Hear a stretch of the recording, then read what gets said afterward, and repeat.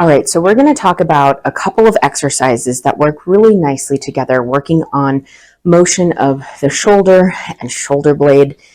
We're going to build on this idea. So we're going to start with the most sort of simple version of it, and then talk about how we can make it more complex with other movements.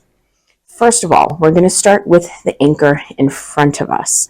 We're essentially doing a low row with our working arm, coming out in front and pulling back to my side.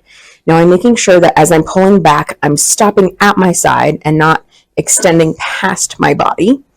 And then as I'm coming forward, I'm making sure that my shoulder blade stays seated back nicely and I'm not sort of giving it away going forward with my shoulder blade.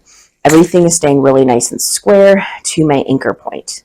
So this is my most basic version of this motion. What I can then do is build on this, getting a little bit more shoulder blade control. So I'm going to think about letting my hand come away from me, letting my shoulder blade move forward from my rib cage, but I'm not rotating anything in my torso. This is just shoulder blade motion. And then I pull back on the shoulder blade, pull back on the elbow. Let the elbow go, let the shoulder blade move, and then reverse shoulder blade to elbow. Now, if I want to increase this even more, I can get some rotation through my spine, thinking rotating through my waist.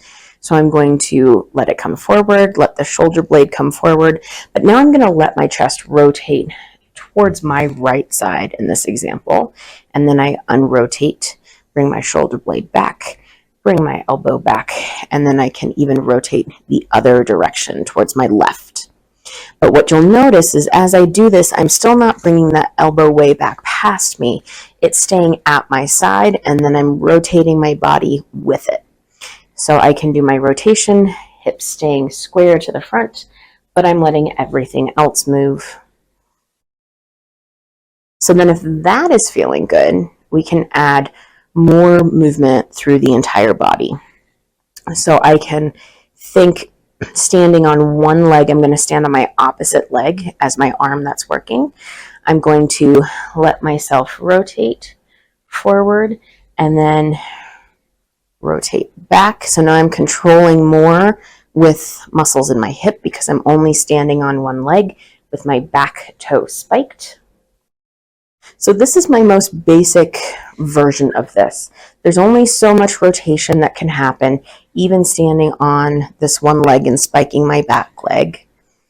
But I'm thinking shoulder blade goes away, I unrotate my torso, bring my shoulder blade back, elbow back, keep all of that in place, but I'm letting my torso continue to rotate and unrotate.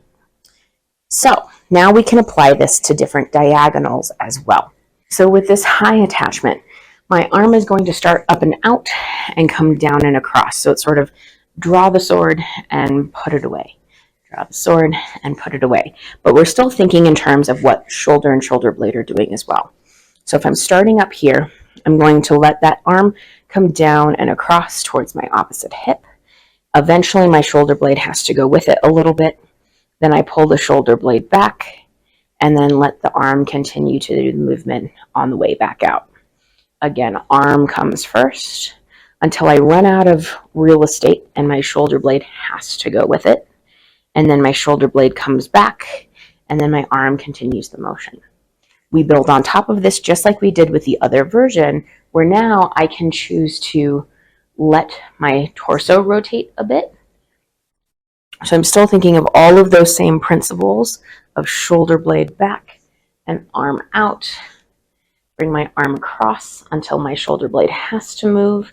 And then once I run out of real estate, once again, my torso rotates.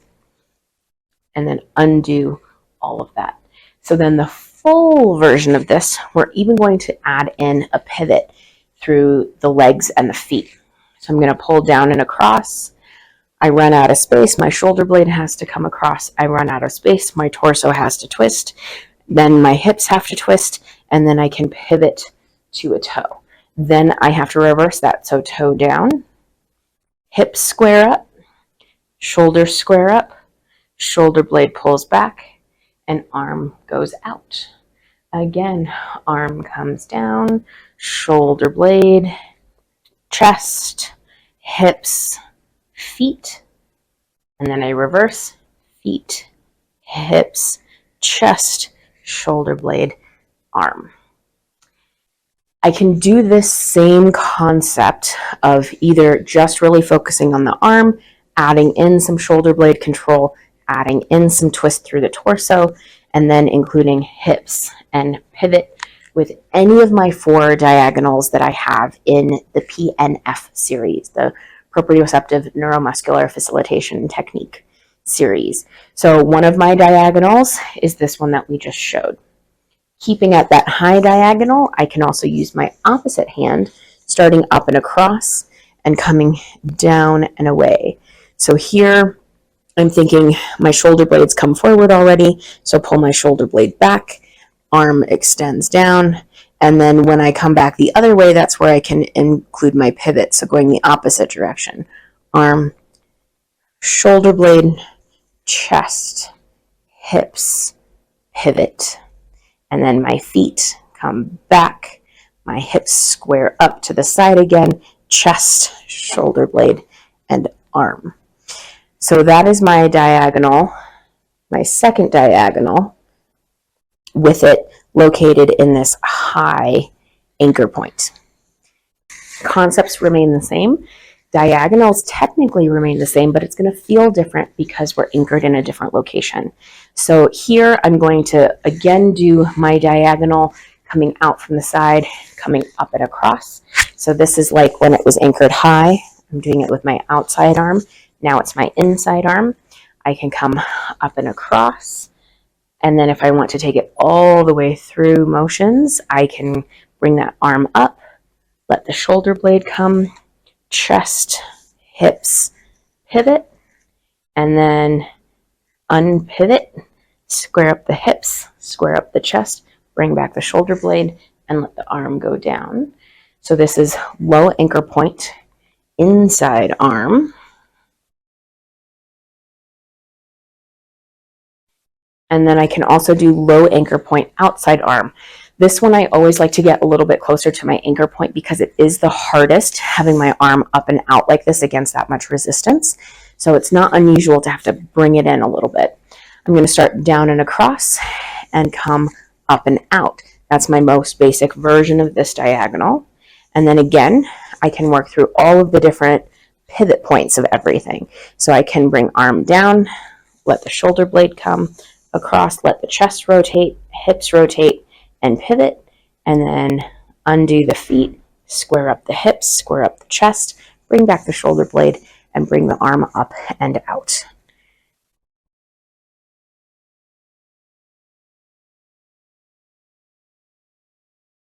So this is the progression of working through this exercise where we're talking about being able to move just the arm, add in the shoulder blade, add in rotations through the spine, or all the way down to pivoting through our feet. We have to remember where our pivot points or our anchor points are if we're using this more sideways approach, because that is going to make a difference in my overall pattern and the direction in which I'm pivoting. But other than that, that gives you the idea of how you can work through each of those different options. Have fun with this one.